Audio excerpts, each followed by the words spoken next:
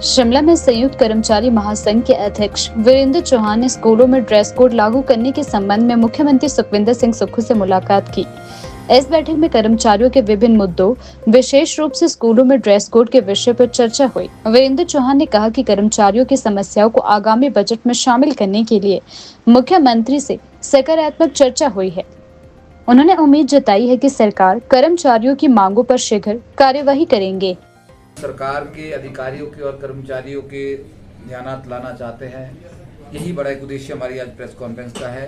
हमने माननीय मुख्यमंत्री को अवगत कराया कि कर्मचारियों का जिस तरह से एरियर, दो तरह की एरियर पेंडिंग है, एक डीए का एरियर है, एक पे कमीशन का एरियर है, वो काफ़ी बल्क में है। जैसा कि बार बार बताया जा रहा है कि 10,000 करोड़ के आसपास कर्मचारियों की लायबिलिटी है और इन लायबिलिटी को एक मुश्त देना सरकार के लिए भी आसान नहीं है। सरकार की वित्तीय व्यवस्था को भी हम समझ रहे हैं। इस संदर्भ में मैंने परसों माननीय मुख्यमंत्री से निवेदन किया था कि बजट के प्रावधान के बगैर कर्मचारियों के किसी भी तरह के जो भुगतान है वो नहीं हो पाएंगे।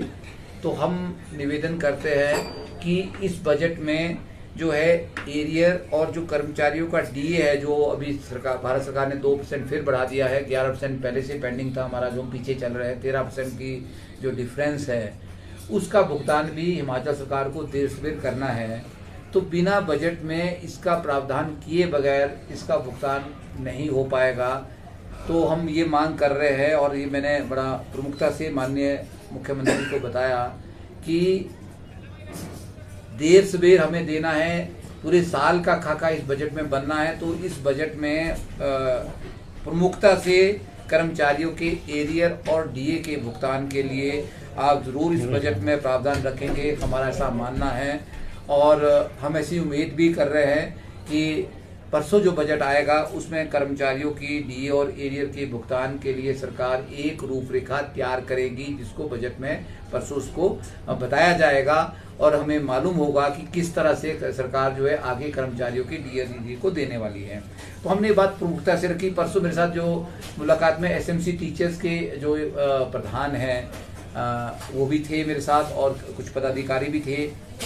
हमने एक और बात माननीय मुख्यमंत्री के संदर्भ में रखी, हमने लिखित रूप में भी उनको दिया कि जो एसएमसी टीचर्स हैं और कंप्यूटर टीचर्स हैं, बहुत लंबे समय से सेवाएं दे रहे हैं शिक्षा विभाग के अंदर, हम इन दोनों वर्गों को नियमित कर इनके मानदेय को सम्मानजनक बढ़ोतरी की मांग माननीय मुख्यमंत्री से परसों कर रहे थे। तो माननीय मुख्यमंत्री ने इस बात पे कहा कि हम जल्दी ही एसएमसी टीचर को एक परीक्षा के माध्यम से उनको हम नियमित कर रहे हैं। इस तरह का कैबिनेट में प्रस्ताव आया है, उस पर सैद्धांतिक मंजूरी भी मिल गई है।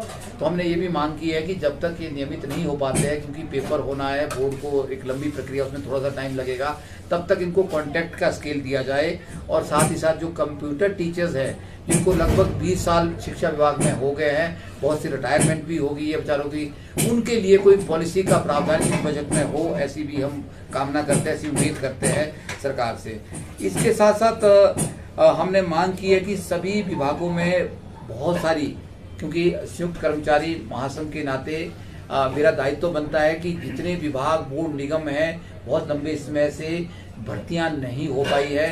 हमने ये मांग की है कि जो अलग अलग विभाग है, बोर्ड, निगम है, उनमें खाली पदों को भरा जाए और क्योंकि उनकी ज़रूरत है, इसलिए जितने जल्दी वो विभाग में पदों की पद सृजित करके उनको भरा जाएगा, उतनी उस विभाग की एफिशिएंसी बढ़ेगी। ड्रेस कोड ना बड़ा भारी चर्चा का इशू बन गया है पूरे समाज के अंदर और पूरे स्कूलों के अंदर। मैंने इसको लेके माननीय शिक्षा मंत्री से ही बात की है और इसमें ये सैद्धांतिक उन्होंने भी कही है बात स्पष्ट कि मैं ऐसा भी नहीं चाहता हूँ कि कोई एक यूनिफॉर्म स्कूलों में लग जाए, और कुछ हेड्स हमारे इसको एक यूनिफॉर्म के रूप में ड्रेस कोड को ले रहे हैं। और ये बात सही है कि शिक्षकों की जो वेशभूषा है, उनका जो पोशाक है, वो बड़ी सभ्य होनी चाहिए, सोबर होनी चाहिए, एक फॉर्मल होनी चाहिए, वो चाहे हमारी बहनें हैं चाहे हमारे भाई हैं। तो उसको लेके समय समय पर एडवाइजरी भी जारी हुई है।